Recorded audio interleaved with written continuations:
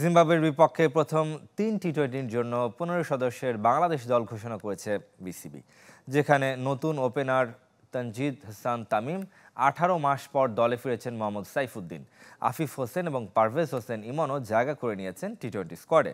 ইনজুরির কারণে বাদ পড়েছেন সৌম্য সরকার। নাজমুল শান্তকে অধিনায়ক করে ঘোষিত ১৫ সদস্যের দলে আছেন সব নিয়মিত মুখ। ফর্মে না থাকলেও লিটন দাসের উপর আস্থা রেখেছেন নির্বাচকরা। তাসকিন, শরীফুল, তানজিম সাকিব এবং সাইফুদ্দিনকে নিয়ে পেস বোলিং ইউনিট।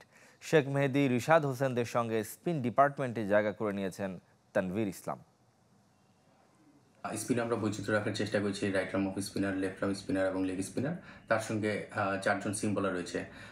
এর মধ্যে আপনারা যদি দেখেন যে সাইফুদ্দিন রয়েছে স্কোয়াডে, যাকে আমরা অলরাউন্ডার হিসেবে বলতে পারি, এবং তানজিম সাকিবও রয়েছে। ইমনকে আমরা টিমে ইনক্লুড করেছি। আর সৌম্যর যে ব্যাপারটা, সেটা আপনারা সবাই জানেন যে সৌম্য এখনও পুরোপুরি ফিট হয়নি। সো ৩ ম্যাচের স্কোয়াডে আমরা সৌম্যকে কনসিডারেশনে রাখতে পারিনি। পরের স্ট্যাটাস আমরা মেডিকেল ডিপার্টমেন্টের কাছ থেকে জেনে হয়তো জানতে পারবো কী অবস্থা রয়েছে।